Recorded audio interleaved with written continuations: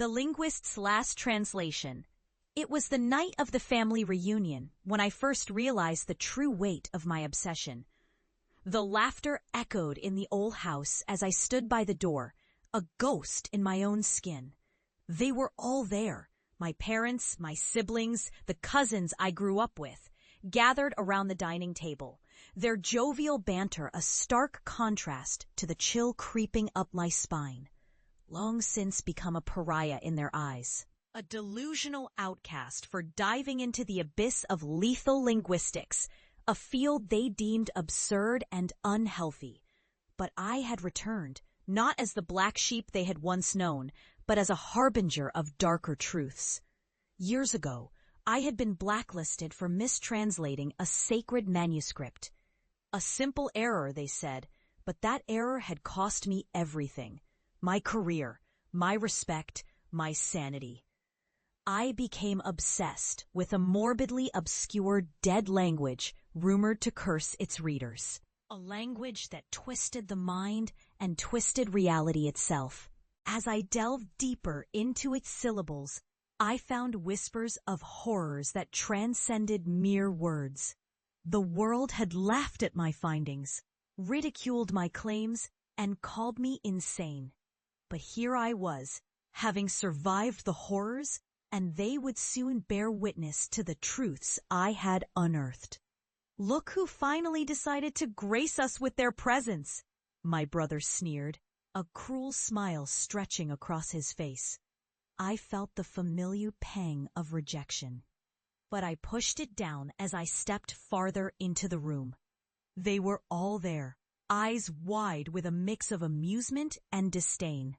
I ignored the jabs, focusing instead on the artifacts I had brought, fragments of the manuscripts and translations that had cost me my sanity and perhaps my soul.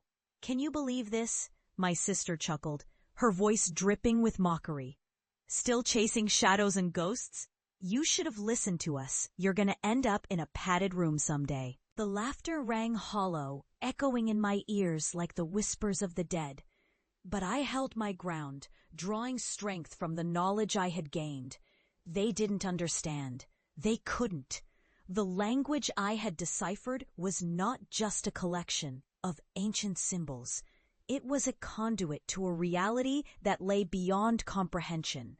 As I began to unfurl my findings, their laughter faded, replaced by a growing sense of unease. "Let me show you something," I said. My voice steady despite the tremor in my hands. I produced a worn manuscript, its pages yellowed and frayed. The air thickened, and I could feel the weight of their skepticism pressing down on me.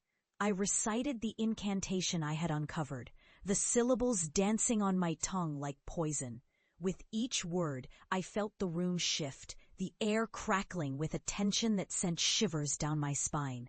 At first, nothing happened. Their faces twisted in disbelief, and I felt a surge of doubt creeping in. But then it came, a low, guttural sound that reverberated through the walls, a dark resonance that seemed to awaken something deep within the shadows of the room. The lights flickered, and I could see the horror dawning in their eyes. "Stop! What are you doing?" my mother shouted, her voice breaking with fear. But I couldn't stop. The words flowed from my lips like a torrent, each syllable binding the room with a suffocating darkness. It was no longer just an incantation. It was a revelation, a manifestation of all the horrors I had faced. The air grew heavy, and shadows twisted and contorted around us, crawling along the walls and pooling in the corners like a living thing. "Please stop," my brother begged, his bravado evaporating. "You're scaring us." But I was lost in the translation, the power of the language enveloping me, drawing me deeper into the abyss. I could see the shadows shifting, writhing as if alive. And I knew then that they were witnessing the very essence of what I had uncovered. The dark forces that lurked just beyond the veil of understanding. This was the truth they had scorned, the reality they had dismissed.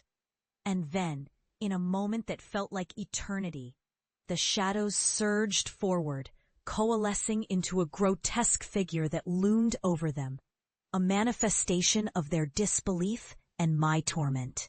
Their faces turned ashen, eyes wide with terror as they realized my family, those who once mocked me, had become mere echoes of their own disbelief. As I left the house, the weight of what I had done settled on my shoulders. I had returned, not just as a linguist, but as a vessel of truths that had once been hidden. I had achieved recognition, yes, but at a cost that bled deep within me. The world would see me as a warning, a reminder of the horrors that lurk in the corners of knowledge. I had survived the darkness, but their laughter would forever haunt me, a chilling reminder of how easily disbelief can transform into something far more sinister.